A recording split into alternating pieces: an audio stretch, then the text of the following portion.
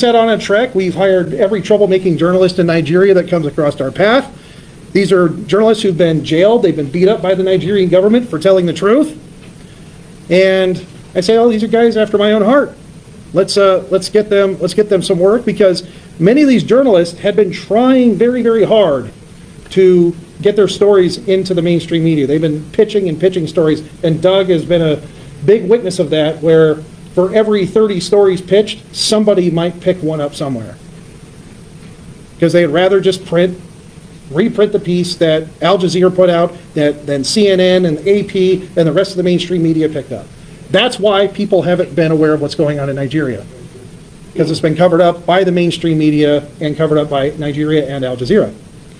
Obviously, I'm not a fan of Al Jazeera. So we took it upon ourselves. Doug, how many articles have we done since we started? Oh, well, 3,000. We've written 3,000 articles about Nigeria since 2023, since we launched our project. And we became a very trusted source by many of the locals, by people, and we turned our journalism into action. And people began to realize Truth Nigeria is actually telling the truth, so we can trust them with information. And so we've been able to issue, again, over 125 terror alerts with 90% accuracy. And in every case, the Nigerian government did nothing with advance warning of attacks. They knew well in advance. Local police, military command, we're all notified. All our alerts go up on Twitter, they go up on Facebook, they go through the WhatsApp chain, through Nigeria contacts, goes to the military, police, nothing. No interaction with notice. So that only proves one point: government complicity. 100% government complicity. So as we're getting more and more information, and as we get more articles, we're getting more data, the data still is not accurate enough, and we are trying to correct that. We are trying to get the data, get very accurate data and reliable data. Now the Nigerian government, working through now American lobby firm DCI, spending $9 million in 6 months to really what it means is combat our narrative. To combat the narrative that there's no genocide in Nigeria. And they're twisting the words as we're going to help Christians. That's why the Nigerian government's paying us $9 million to help Christians in Nigeria, which is complete baloney. Now, what happened on Christmas? We sent missiles into Nigeria to attack the ISIS-affiliated group. Now, for those of you that don't know, I'm going to break this out because there's a lot of confusion, and those in the media, those that are here, let's just get this clear and you have a full understanding. You have 3 major terrorist elements in Nigeria. You have the ISIS faction, which are the Lakurawa tribe, which is the smallest of the 3. You have the Fulani, which are the largest of the 3, committing genocide and terror. And then you have Boko Haram, which is ranked number 2 as far as the killing of Christians. But the number 1 killer of Christians in Nigeria are the Fulani ethnic militia. Fulani ethnic militia. The people that we blew up on Christmas are the enemy of Boko Haram. They're the enemy of the Fulani. We did the Fulani and Boko Haram a favor. And they're only responsible for killing a tiny, tiny, tiny portion of Christians. But what does the Nigerian government say? It's like, look, U.S. government, we helped give you terrorists. Well, they gave them the people that they don't like. Yes. They gave them the information and cooperated with the U.S. government for the people that they don't like, while completely ignoring the Fulani ethnic militia, the ones that are actually doing the killing of Christians across Nigeria. We have to get this narrative right. Those of you in the room that know the truth, that know what's going on, we need to be working together, because now we are fighting against a $9 million slush fund to fight us and fight our narrative. That means they're going to be... There's nothing happening like guns are blazing. Nigeria is a sovereign country. Whatever we did, whatever happened or whatever is going to happen, we have that collaboration, working together jointly.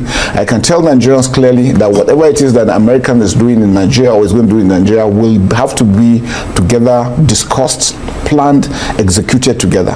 No country will just fly into Nigeria and do whatever it feels like doing. No, it won't happen that way.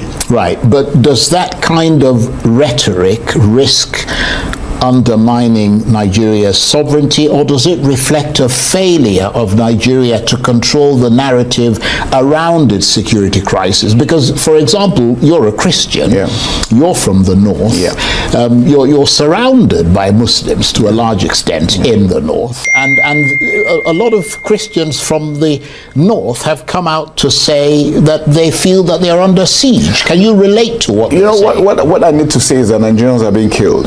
Christians, Muslims, non-Christians, non-Muslims have been killed. The truth about it is that we have certain individuals that target certain individuals. We have the ISWAP, the Boko Haram. It's not a federal government policy to go after Christians.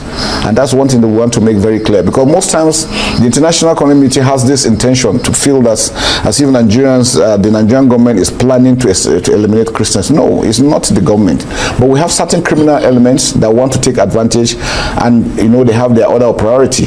But can you understand, sorry to interrupt you, that if a Christian minority community is living in a place where they're entirely surrounded by a Muslim majority, the state in which they live is a Sharia state, I mean, can you understand the fact that those people might feel a tremendous sense of oppression in that place, and oppression that may well lead to fears and concerns about attempts to eliminate? Fear is natural. Fear is human nature, and there could be perception. I was born and raised in Sokoto. I grew up in Sokoto. I spent my entire formative years in Sokoto. I went to my primary school in Sokoto. My secondary school, it was going to Nigerian Defense Academy that I left Sokoto. Naturally, people will have felt, but I had one of the best upbringings in life because Sokoto was wonderful. I'm still very proud of growing up in Sokoto. Some other communities, and it's not only for the Christians. The same thing with the Muslims too. Wherever they are, and there's probably a large population of Christians, they probably might also feel that sense of fear. Fear is natural. If you give birth to a kid today and you put him in the dark, he gets scared. Fear is natural, and perceptions are there. We know that there are issues in Nigeria about religion, how we view religion, and I really don't understand why we take it so much. Sometimes I think we're taking it to the extreme, both religions. But I think we're getting it better. We're getting to understand each other, and we need to also make the international community to understand that Nigerians are being killed, and it's important for the killings to be stopped. And that's the effort the federal government is doing. And anybody coming to support us, that is what we tell them. Nigerians are being killed. We want Nigerians to stop being killed. And let's be clear that both Christians and Muslims are being killed.